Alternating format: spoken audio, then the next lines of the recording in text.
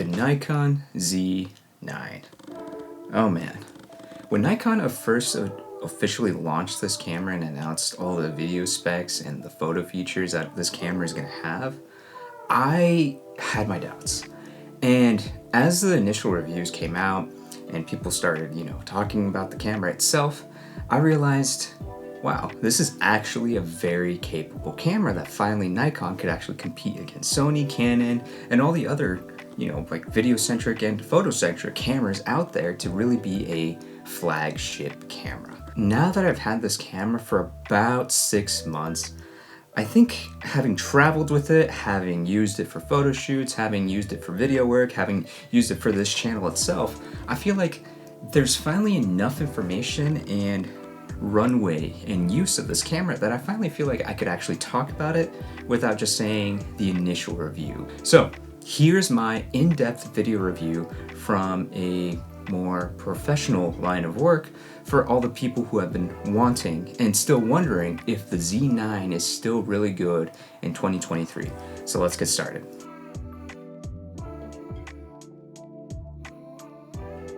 Alright, so let's talk about very simple things about Nikon as a whole.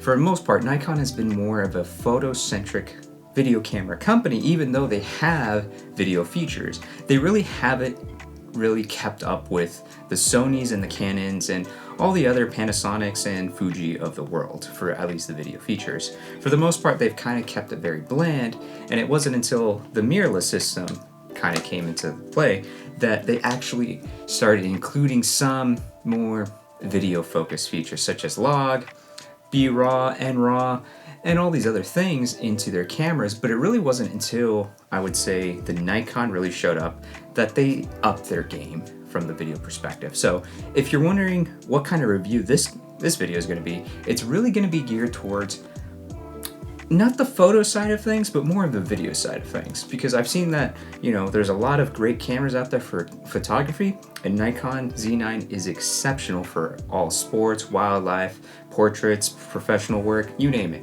It could handle it, it's weather sealed. But what I've noticed is there's no video focused on, well, the video side of things, where I think this is where Nikon is slowly going to be going now that they're actually entering the video market itself. So we have the first camera, which is the obvious choice, which is the Sony A1, which is going to be MSRP price of around $6,500, which, for the size, the body, and everything, it handles 8K, it handles sports, it handles wildlife, it handles a lot of things. And then when you compare it to another camera in the same category, you're going to be comparing it to the Canon's R3, which you could make an argument that it's not its flagship camera, but it's still in that flagship category of about $6,000. Now, when you compare it to the Nikon camera, which actually is retailing about at $5,500, this camera handles everything, and if not more, than the competitors at a lower price, which at first I couldn't believe. And honestly, it really does compete with the N-Log, the Nikon RAW, and all these other video specs that we're going to be talking about in this video. This is kind of let's call it the standard that Nikon is now starting to set for itself and all other people and companies that are going to be looking at this camera to see, can this camera compete with other people who are going to be out shopping for video cameras? Because right now, there's a lot of video cameras out. Is it going to be good enough for you to actually give Nikon your money? So let's talk about the first thing I kind of want to get out of the way that necessarily overlook for when it comes to video centric things. So let's talk about ergonomics. First things first, this camera is amazing in the hand. Honestly, first grabbing and using the Nikon Z9, I fell in love. Having come from more of a smaller body background, I used to have a D5 and really missed more of the full grip, vertical grip of the camera. Another thing that I really like about this camera is, I don't know if it's a Nikon thing, but it has a button to switch over from video to photo very quickly, and there's literally no lag in between when shifting between photo and video, which I really like. Another thing that I really am happy Nikon added from more of their flagship lineup is the button customization as well as lens customization buttons into their more Z-centric lineup of cameras. And I think that's really great because for my style of shooting, depending if I'm going to be doing video or photos, this camera has customization for both things, and it has customization for shooting settings for any shooter. Once you get a handle of how the customization works and handling it, this camera is very customizable, so very good job. Another thing I really like, and this is where I've noticed other camera companies are not shifting over just yet, is you have two CF Express cards into this camera. And that is a fail-safe for many cases, especially if I'm doing a lot of 4K or 8K video. Having dual cards for my dual slot cards for my memory is amazing, because let's face it, if you're shooting in 8K, a lot of your memory is going to be eaten up very quickly, and having a backup very quickly to shift over is amazing, and that has been a lifesaver. So thank you, Nikon, for that. Another thing I really like about this camera is it handles a lot of weather sealing and handles almost anything I throw at it. I am not the most gentle guy with my photo gear and I've broken a lens or two or cameras just filming and doing video work, and I'm really happy Nikon has built such a robust system for more of their flagship cameras that can handle, you know, rain, sleet, snow, sand, you name it, high weather, and you know, it can endure a lot, which I really like, as long as your lenses could also endure that. And I'm really happy that this camera is built literally like a tank. It's heavy, but it has that more armor-like structure that a lot of people really like with their cameras. And of course, what I really like about this camera is the 5.5 IBIS internal image stabilization system that it has, and it's kind of saved me from carrying a lot of gear in the sense that I don't necessarily have to carry a tripod, a monopod all the time, because just having that really stable IBIS for video and photography saves me from having to carry extra equipment around and not having to worry about doing that when I'm using longer lenses, which is amazing. Now let's talk about more of the video features that I think this camera has a lot to offer for a lot of people, specifically content creators and video creators out there. Let's talk about the first thing that really jumped out to me when I initially saw this camera, and that's 8K at 60 frames per second. That is very phenomenal and almost unheard of, really, for a camera of this size that won't actually overheat. Other cameras have proclaimed to do that, but not many could actually do it at that frame rate because of a couple features: the size, heat distribution, or even just the memory cards that you actually have to use to obtain that memory speed, or that readout speed, which is amazing for Nikon. The other thing that I really like about this camera is I get 4K 120 slow-mo with no crop whatsoever and no lag when actually filming for that. So that's actually one of the amazing things about this camera is I've slowly been doing a lot more slow-mo for client work, and it really shows when you're actually showcasing, let's say, 30 or 60 frames per second, and then comparing it to more of that slow-mo shot.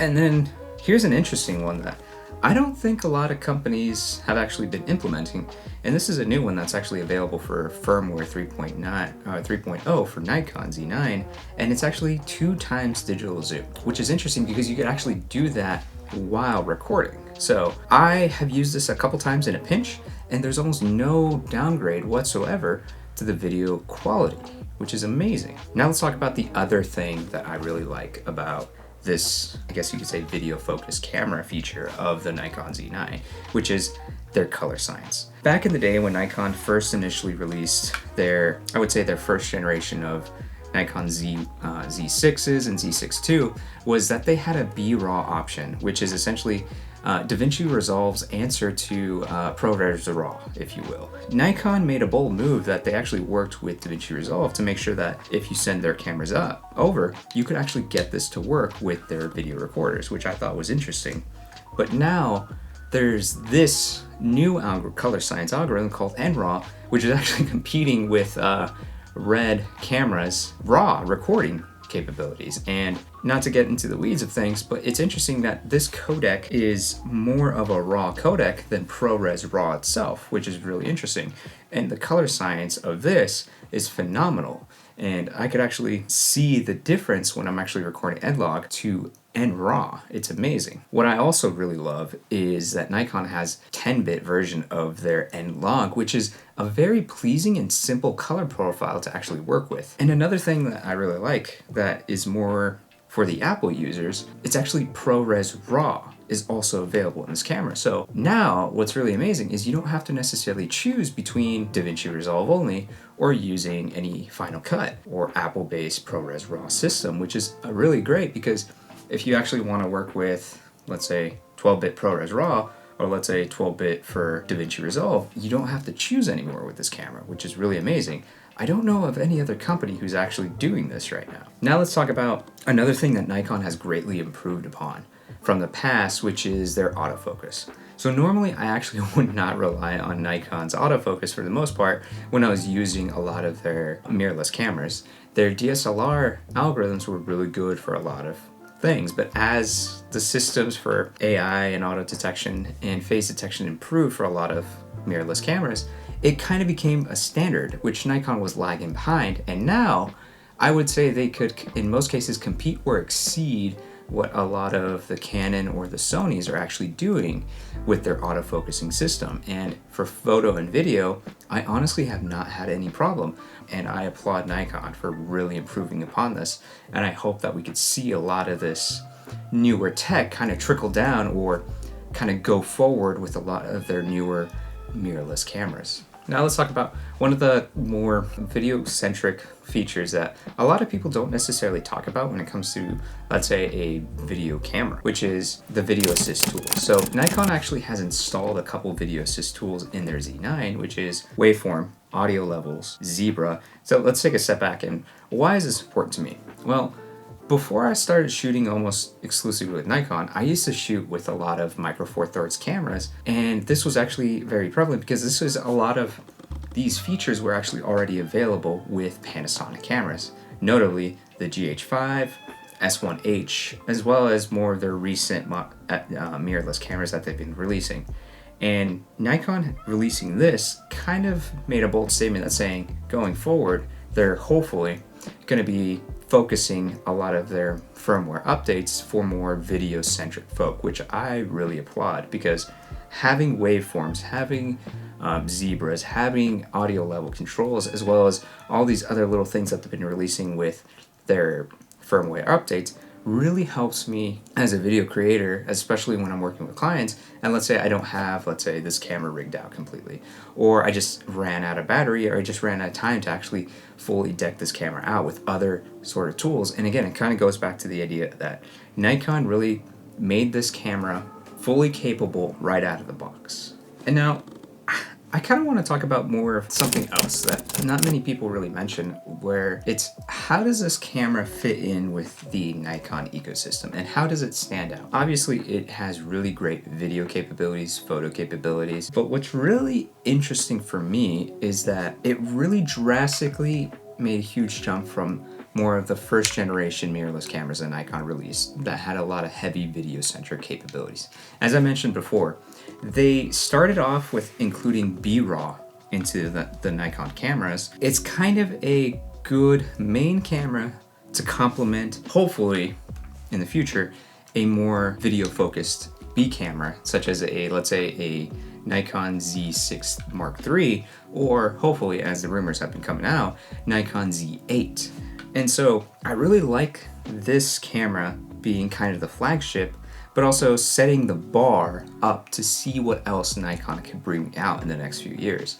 2023 and Nikon releasing a lot of great lenses in the past, and also still announcing and having had in development interesting lenses such as their more video budget friendly cameras that have been lenses that they've been releasing, like the 17 to 28 or the 28 to 75, as well as the announced, I believe it was the 75 to 180 budget friendly Trinity lenses. But what's also interesting is that Nikon even though they've been developing primes, making a really good investment on their video side of things, especially since that they released the Z30, the ZFC with more of their vloggy content creator cameras, so to speak.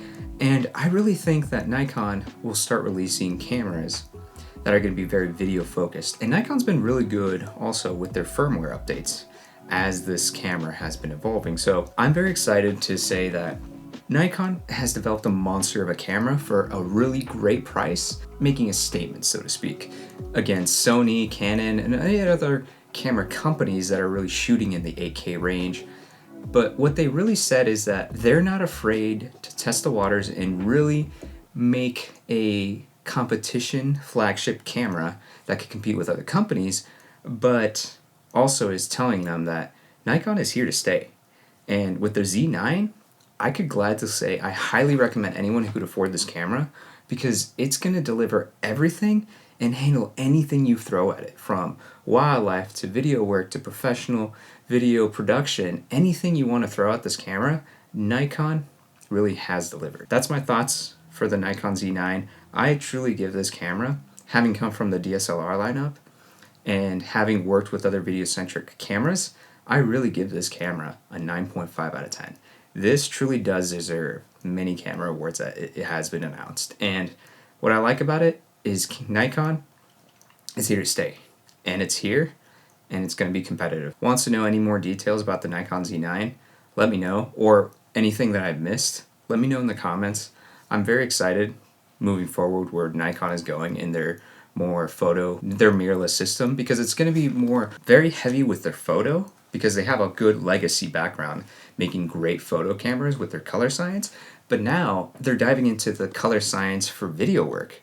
And they're working, as far as I could tell, very closely with other software companies such as DaVinci Resolve to really bring out the maximum that they can with their video side of things for their color science. So I'm very excited to see what lenses Nikon releases that are very fine-tuned with the Z9, as well as what other features and firmware updates they keep surprising us with in the Nikon Z9. There you go. That's my review, and I hope you guys found this video helpful. Stay tuned for more videos like this. Until then, like and subscribe. All right. Thanks, guys. Later.